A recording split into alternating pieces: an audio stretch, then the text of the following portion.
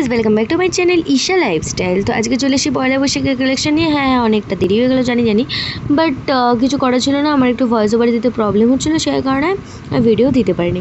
তো এটা আমার পয়লা বৈশাখের ফার্স্ট কালেকশন। দেখুন, ওয়াও, এটা বেশ কমফর্ট, মানে খুবই কমফর্টেবল লাগছিলো আমার এই কুর্তিটা পরে।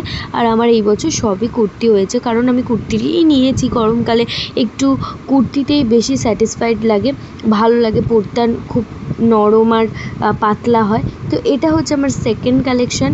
এটাও কুর্তি, লেগিংসও নিয়েছি সাথে ম্যাচিং করে, বাট সেগুলো আর দেখাচ্ছি না, জাস্ট কুর্তিগুলোই দেখাচ্ছি। দেখুন, এটা আমার সেকেন্ড কালেকশন, বাট এটা কটনের উপর না, এটা মিক্স কাপড় আছে। আর বাদ বাকিগুলো যেগুলো আছে সেগুলো কটনের ওপর। দেখুন, এটা বেশ ভালো লেগেছে। এটা আমার দাদা দিয়েছে। তো আগেরটা দিয়েছে আমার মাইমা, আর এটা হচ্ছে আমার থার্ড কালেকশন। এটা দিয়েছে আমার পাপা।